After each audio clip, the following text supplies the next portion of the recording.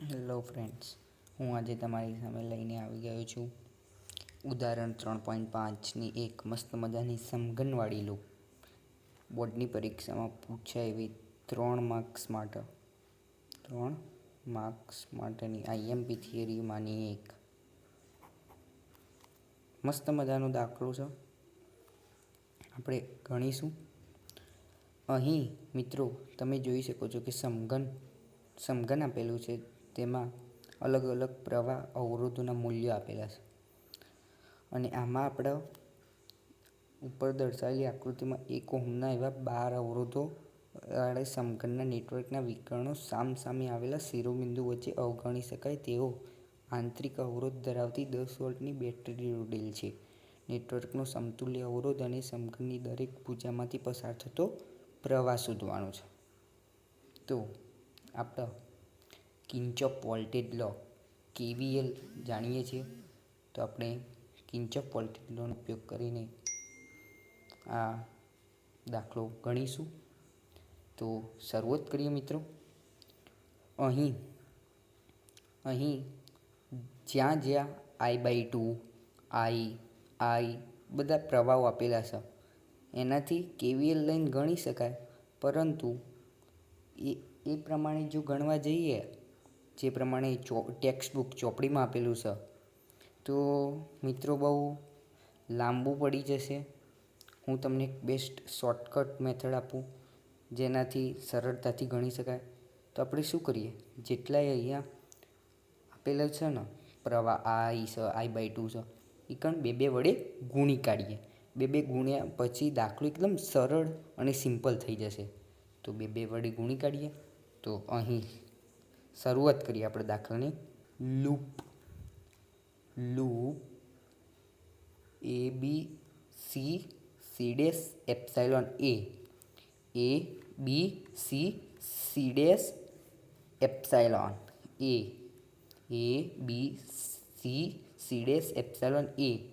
માટે KVL લઈશું. KVL લેતા હવે કિર્ચોફ વોલ્ટેજ લો પ્રમાણે તમે જાણો છો, લૂપનો નિયમ જે કિર્ચોફનો વોલ્ટેજ લો છે, કિર્ચોફના 2 લો છે, કિર્ચોફ કરંટ લો KCL અને કિર્ચોફ વોલ્ટેજ લો. હવે આપણે આ પ્રમાણે આપણી ધારેલી દિશા છે. તો આપણી ધારેલી દિશા આ બાજુ છે. તો આપણે અહીંયાથી 2 વડે ગુણ્યા, તો એ 2 વડે ગુણ્યાથી શું થાય, 2I થઈ જાય મિત્રો. એટલે આ બાજુથી જઈશું તો પ્રવાહ આ બાજુ દિશામાં વહશે. અને આપણે જે આ ધારેલી દિશા છે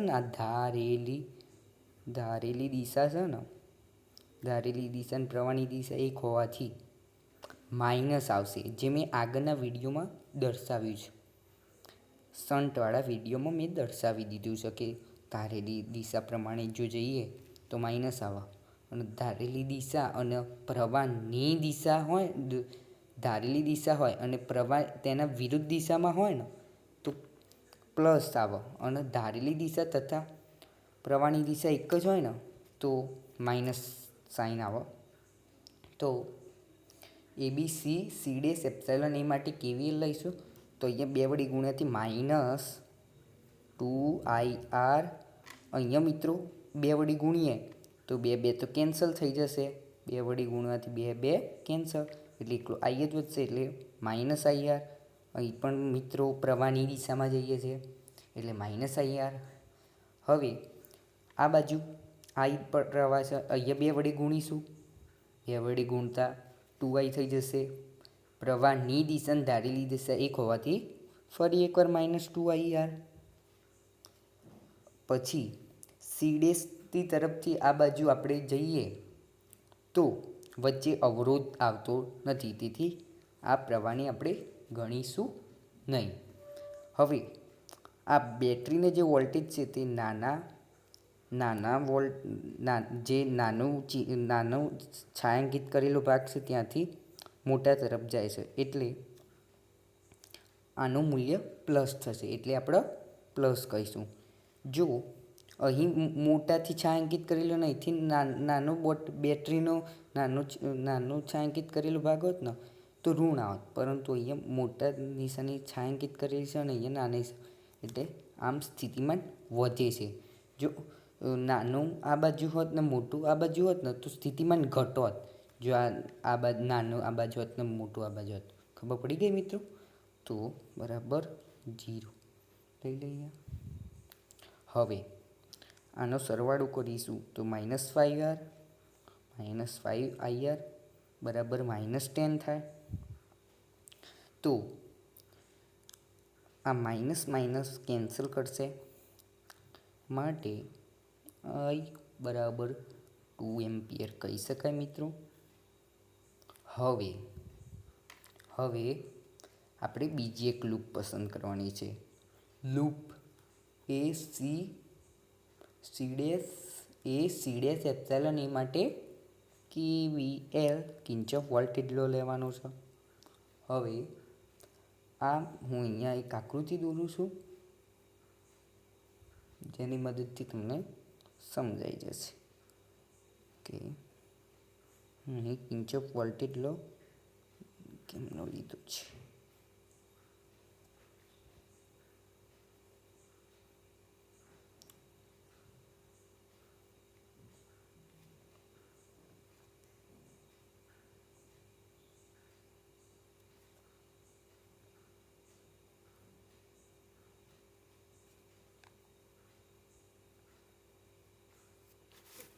હવે મિત્રો C' એપ્સિલોન A એક બંધ લૂપ આપણે ધ્યાનમાં લઈ લઈએ, તો એના માટે C' એપ્સિલોન માટે KVL લઈએ મિત્રો, તો શું થાય? તો આપણે C' એપ્સિલોન A માટે KVL લઈશું તો માઇનસ, હવે તમે પણ કરી શકો, -6i R ઇક્વિવેલેન્ટ થાય, પ્લસ અહીંયાથી ઓછા સ્થિતિમાનથી મોટા સ્થિતિમાન તરફ જઈએ છીએ તો +10 આવશે, 0. હવે -6i R ઇક્વિવેલેન્ટ બરાબર -10, +10 આ બાજુ લઈ ગયા, માઇનસ માઇનસ એકબીજાની અસર નાબૂદ કરશે. હવે 6 તો અહીંયા દર્શાવેલ જ છે, 6 અહીંયા I આપણે શોધ્યો છે, તો અહીંયા I 2 આવશે, આ બાજુ 10 અને R ઇક્વિવેલેન્ટ તો એમ રહેશે, એટલે R ઇક્વિવેલેન્ટ સમતુલ્ય, R ઇક્વિવેલેન્ટ એટલે સમતુલ્ય 5/6 આવે, 5/6 એમ્પિયર.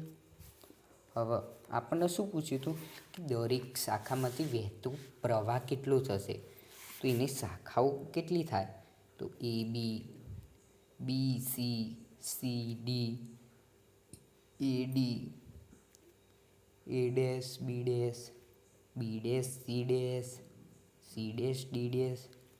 A' D', તેવી જ રીતે A' BB' CC' DD'.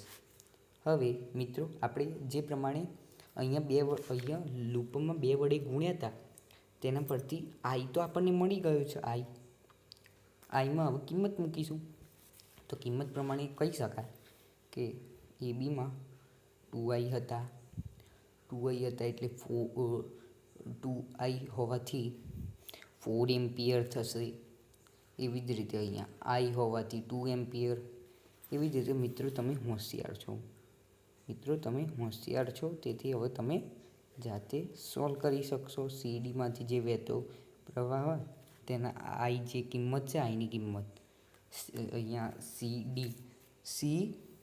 અહીંયા C ક્યાં ગયો, C થી D તરફ વહે છે, C થી D તરફ જે પ્રવાહ વહે છે એને ગુણ્યા 2 કરી દેવાના, અને પછી જે મળે કિંમત એમાં ની કિંમત મૂકીને જે જવાબ આવે એ તમારો ફાઇનલ આન્સર હશે.